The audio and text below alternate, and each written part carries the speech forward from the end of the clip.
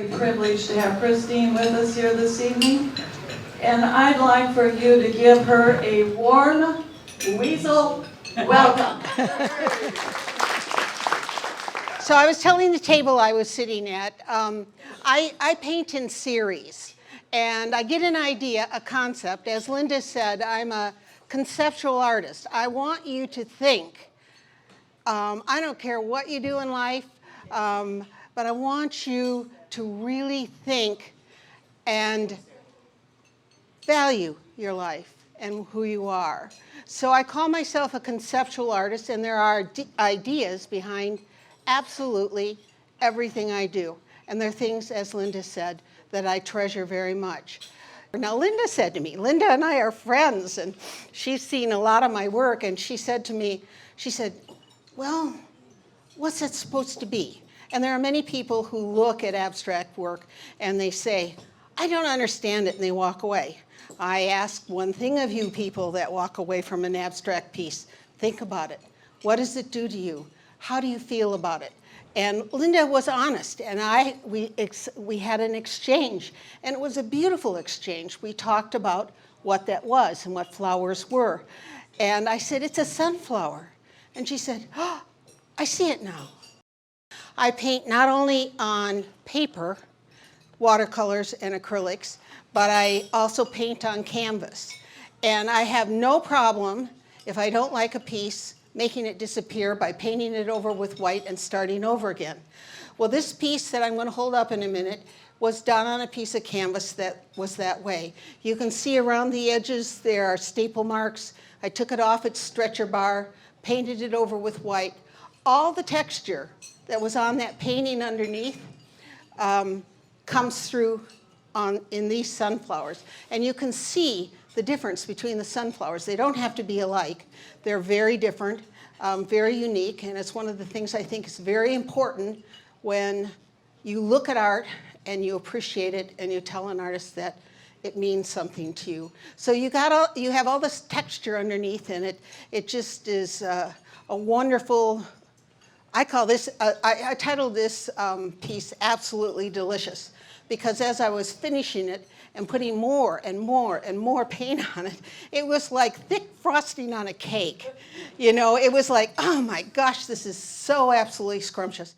So another series that I started painting this year, when COVID happened, people that would come into the studio, by the way, you're always welcome to come and visit the studio. People come in and they say, well, how's it affected you? I'd never been so prolific in all my life. It was just absolutely wonderful. And people would ask me, well, what'd you paint? And I said, I painted flowers because the flowers made me happy.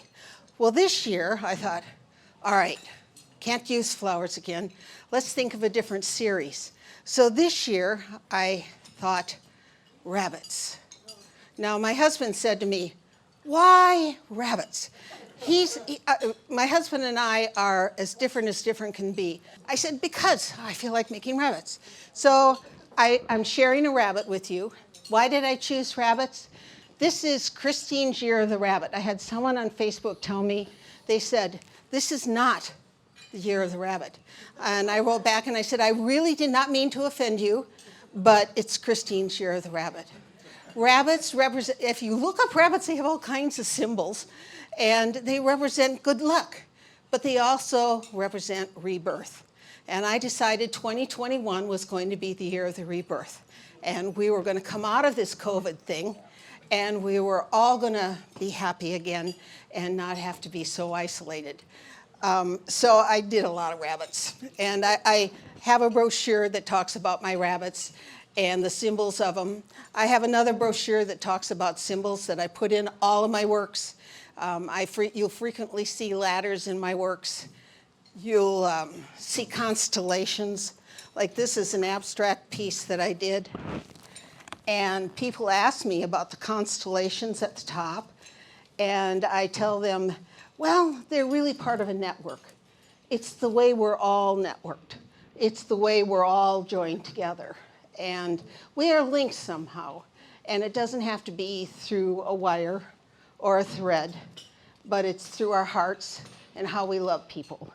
and I put these connections in there. I didn't ever think that I would paint people. I didn't think they would express what I wanted to say in my work. I call this series Rugged Individualism. And I think we all are individuals. And I think we are all unique. I think we are all beautiful people. And this is a series about rugged individuals. I can only describe them that way, as rugged individuals. And they're beautiful people who live their lives the way they want to live their lives. They don't live their lives according to what someone else thinks they should do. They are unique, like painting. Their life is a piece of art, and they live it that way. I, every once in a while, have a piece that is 1 in a million. It's won a lot of prizes. As Linda said, I compete nationally all over the country. It's won a lot of prizes. It's been acknowledged as a piece that stands out. It is one of those rugged individual pieces. There are not many pieces that I do that I feel the way I do about this woman here in this picture. She is wearing her grandmother's shawl. She is proud of her history. She doesn't want to destroy her history. She wears flowers in her hair, and she is just an absolutely beautiful, rugged individual. And she is, in my opinion, a 1 in a million piece. Not all of them are. I don't consider my flowers 1 in a million because I do a lot of flowers. They're great, they're unique, they're original, they're one of a kind. But this is a 1 in a million piece. As Linda told you, I get my inspiration from the environment. My husband and I do wilderness paddling, and everybody says, "You sleep on the ground?" And I go, "Yep." And you cook your own food and no one's there to cook it for you? Yep. We'll go back in the backcountry and we'll stay out there for 2-3 weeks. 2 weeks. 3 weeks is rare. And we just enjoy the wild. And why do we enjoy the wild? I look at it as the same way that you men who fish, how many of you fish? Okay, why do you sit out in that boat all by yourself all the time? You go, what is he doing out there? It's raining, it's cold, he's not going to catch any fish. And you go, why? It is that isolated feeling that you absolutely love when you go out in the wilderness and you're all alone in that boat. And you don't have grandkids that you're baiting their hooks for them and everything. And you love that special time being with natural and wild. And that's the way Brad, my husband, and I feel when we go out in the wilderness. We've traveled in kayaks to Greenland, to Chile, the Northwest Territories, and every time we go, I'm inspired. And I love all things that are natural from the wilderness.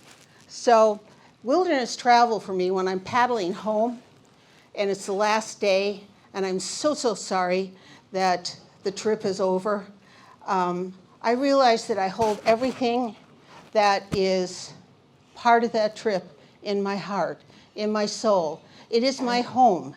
Wilderness travel is my home. We all have a brick and mortar place that we call home, but you yourself, you as an individual, you are your home and what you have in it.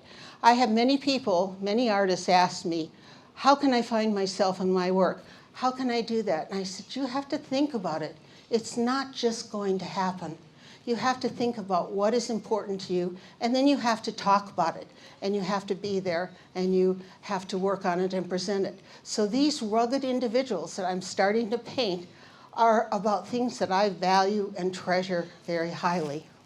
One of the first pieces I did for this series, called Rugged Individualism, is called The Ringmasters Coat. I was watching a movie with my husband, The Greatest Showman on Earth, and it was about circus people. And one of the first scenes, they zoom into a ringmaster's coat in an old auction house. And I said, stop the movie. I got the phone out, took my pencil out from my phone, and I quickly did a sketch of a ringmaster's coat. This is a 1 in a million. It's won many, many awards, and all I saw when I saw it was the gold that goes up and down here and his buttons. But it's also a wonderful memory for me. I can remember when the circus came to town, and my mom would take me to the circus, my mom and dad. It was a very special event. And I have so many delightful memories of all the people performing in the circus, the beautiful glitzy colors, the beautiful ballerinas and horseback riders, the funny clowns, the people that just had so much personality. So memories are also part of what I do and how I get inspired, as is my history. I told you about this piece personally, and I don't mean to offend any of you. If I am, I apologize ahead of time. But I don't think we can destroy our history. I think we have to keep our history. It is part of who we are. Can you imagine erasing everything you are and just sort of, you're supposed to be there? You know, it's not the same. There's a very famous artist called William de Kooning, and he took a piece of, was it William? Anyway, it was William de Kooning's piece that was erased by Robert Rauschenberg. And Robert Rauschenberg took his piece and he erased the whole thing. Does that mean it's gone? No. There were marks, indentations in that paper. There was traces of de Kooning underneath. You cannot erase your history. It's there. We might not have done things right, but we need to treasure our histories. We need to pass them on to our families. And that is something I extremely value. I think it is very important, no matter what. No matter what happens, you pass your history on. So this is about grandmother's shawl. When I took care of my parents, my dad, one of the treasured pieces that he had was a rock this big, green rock. And I said, Dad, tell me the story about the rock. And he said, when I was in China in World War II, I went up to the wall of China, and we weren't supposed to take anything. But there was this little green rock that fell off the wall, and I put it in my pocket, and I brought it home. I have that little green rock. It's part of my history. It's part of my dad's history. This shawl is a part of her history. So what I like to paint, I paint my memories, and I paint history. This one is me. I never had a store-bought dress, but my mom and dad started traveling. My dad worked for Blake Corporation, so we had someone come in and babysit us. Mom gave this person money so we could all get a new Easter outfit because she was going to be gone over Easter. I got my first store-bought dress that Easter. Everything else I had was handmade by my mom, and she made beautiful clothes. And I never thought it was a terrible thing, but man, oh man, I could pick out my own store-bought dress. Well, I bought a blue, very, very thin cotton dress, and the babysitter said, well, it's got a full skirt. You have to have a petticoat underneath. Remember those petticoats that stuck out a mile? Yeah? Well, that's part of my history. Here I am. I'm standing up in front of church with my Sunday school class, and I was singing to my heart's delight. The worst thing about this outfit, according to my mother, was that the babysitter bought me nylons for the first time. My mother did not have that opportunity, and she bought me knee-high nylons. And so here I am with this beautiful blue dress, the crinoline sticking out, and I have these knee-high nylons with white patent shoes. My mother was devastated. I stood in front of that church and sang my heart out. I had no idea, but I thought I looked beautiful. And I was just very happy. I had red hair back then. I don't know what happened to my red hair. It's gone now. But anyway, here's me singing in my beautiful store-bought dress. This is my memory, and it's fun to paint them. I usually don't paint people, but for some reason, they just seem to be coming out of me. This piece is about creative life. I think the creative life is very important, and you should live your life no matter how old you are or how young you are. And you should teach those that are very, very dear and close to you to be creative in what they do and to do what is important to them so their many, many colors show. Norma told me when I told her, she said, "Do you ever feel gray?" And I said, "Never. I'm multicolored. I have many colors and many things about me." And Norma said, "Well, sometimes I feel gray." And I said, "You gotta be kidding me. You're anything but gray. You are full of so many multiple colors. You are just absolutely beautiful. And you all are that way. I don't know you personally, but I know that if I met you and talked to you and spent some time with you, I would see your colors shining through because you all have that kind of life. And after all, you're weasels. So what do you expect?" So this piece I call Just Walk Away. If you cannot find that creative life, if you're going down a path to please everybody else but yourself, just walk away. Live the creative life. I can't tell you it's been an easy life. It's been very hard. My mom told me, she said, "You can't be an artist. You're not going to make any money. You won't be able to support yourself. What if you don't get a husband? You have to have something where you'll earn money." So I went out and looked for a husband that would support me so I could do whatever I wanted. He had to have several things like a sports car and long fingers. I mean, what do you mean? So, but anyway, I did go into education, and I haven't regretted the education because I was able to teach people about people like me who are visual learners. I was able to teach people how to live a creative life and allow their multicolors to show. So just walk away. Life is way too short. You know that. There's too many gray heads in here for you not to know that you should just walk away and live the life that you don't want to die and say, "I wish I would have." I don't want to die and say, "I wish I would have." So every day is a full day. And that's what the creative life is about. This one I painted because I call it She Didn't Know. She didn't know she could fly. She didn't know she had wings. We all have wings. We all can fly as long as we let ourselves shine through and our many, many colors shine through. She didn't know she had wings, but she could fly. But this is called the red dress, and I chose red because that's my favorite color. But when I posted it on Facebook, I can't tell you how many comments I got from people about, "I remember wearing a red dress like that. I remember my most favorite red dress and how I felt in that red dress, how it made me feel." That's how you need to feel all the time when you live your life. And I didn't think it was that 1 in a million piece, but everybody has told me differently. They really like the piece. Whatever we do, wherever we go, we touch people. We create waves, and we create ripples, and we touch people. You know, who would have known that John and Linda would have asked me to come here? Who would have known I would have felt nervous? You know, but we do, we feel these ripples, and we leave a touch of us with whoever we meet. It's my hope that I leave a touch of me with you, that you can feel the uniqueness and the individualness, what the creative life is like. And if you have someone that wants to go into the creative life, encourage them. Our culture will be an awful culture without creative people, without innovative people, without people that want to think differently and think that we're in a mini color middle, not a gray middle.